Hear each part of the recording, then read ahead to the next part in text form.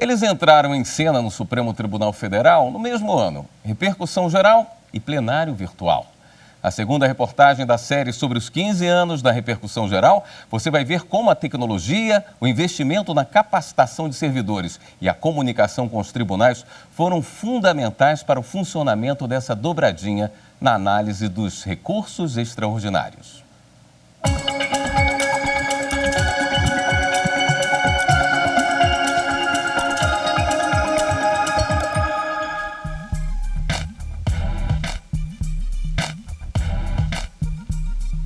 As palavras até rimam, repercussão geral e plenário virtual. E essa não é a única coincidência. Foram implementados no STF no mesmo ano, em 2007, e mantêm uma relação afinada que você vai conhecer agora. No plenário virtual, os ministros lançam os votos. O sistema surgiu para facilitar o julgamento dos recursos extraordinários e dos agravos em recursos extraordinários. Com as mudanças no regimento, as partes ganharam condição de acompanhar a votação em tempo real, assim como o teor do voto dos ministros. Também foi aberto espaço para o envio de esclarecimentos sobre a matéria de fato e arquivos de áudio e vídeo autorizados para a sustentação oral por meio de peticionamento eletrônico. Um dos principais desafios está na integração administrativa e tecnológica entre todos os tribunais do Poder Judiciário. São investimentos na implantação de programas, racionalização de serviços e treinamento de equipes. Mudanças para atender melhor o cidadão. O Código de Processo Civil, que entrou em vigor em 2016, deixou claro: todos os sujeitos do processo devem cooperar entre si para que se obtenha em tempo razoável decisão de mérito justa e efetiva. Se utilizou não só para diminuir a carga dos relatores no Supremo Tribunal, mas também para possibilitar que os tribunais se organizassem com relação a esses temas julgados relevantes. Com a repercussão geral, os recursos extraordinários precisam demonstrar que tratam de questões relevantes do ponto de vista econômico, político, social e ou jurídico, que ultrapassem os interesses das partes. O filtro para essa análise começa nos tribunais superiores, de justiça e regionais ou de origem. Ao identificar que uma questão se repete, selecionam 2 ou mais casos para uma avaliação qualificada do Supremo, responsável pela decisão final sobre a existência ou não de repercussão geral. Esse trabalho conjunto dos tribunais de origem na seleção de feitos representativos da controvérsia, encaminhamento somente de alguns processos, sobressamentos dos demais, para aguardar uma solução do Supremo sobre o caso. A Secretaria de Gestão de Precedentes do STF, criada em 2020, está na linha de frente desse trabalho.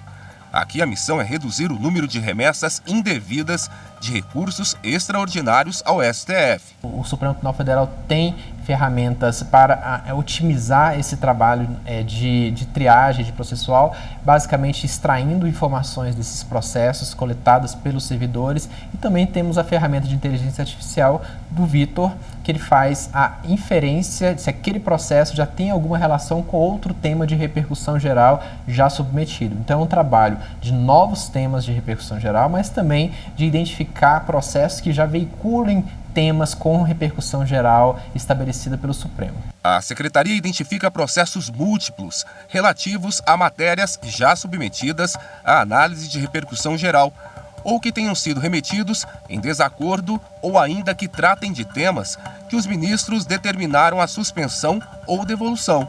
Nesses casos, os processos são devolvidos após decisão do presidente do Supremo. Ao verificar que estão preenchidos os requisitos da repercussão geral, a Secretaria envia um parecer ao presidente do Supremo. Veja um exemplo de como o recurso pode ser tratado no plenário virtual quando há indicativo de repercussão geral pela presidência da Corte. O caso é submetido para análise dos demais ministros. A partir daí, começa o prazo de 20 dias para a votação. Com as mudanças no sistema, o plenário virtual conta com 4 colunas. Na primeira, os ministros identificam se existe impedimento para votar.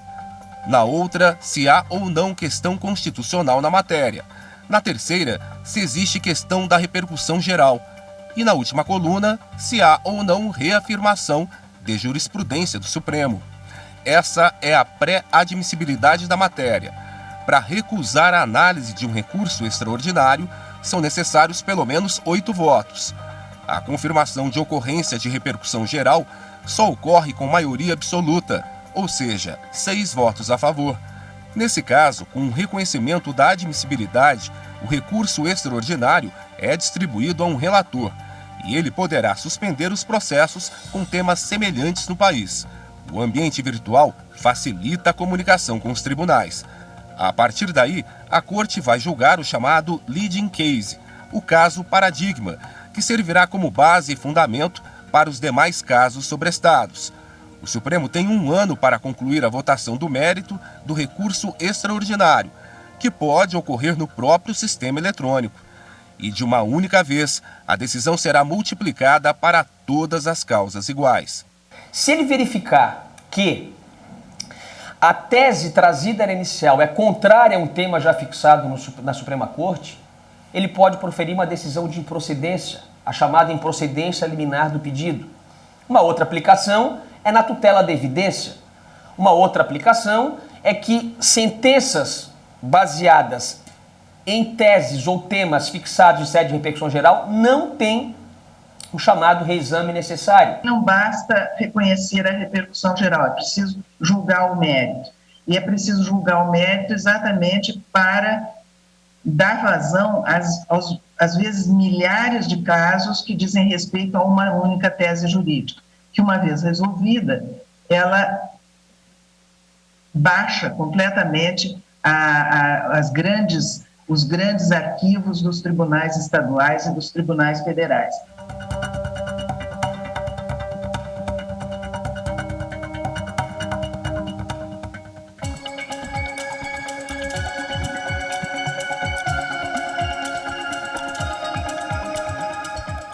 O resultado da repercussão geral em números é o assunto de amanhã, na próxima reportagem dessa série especial.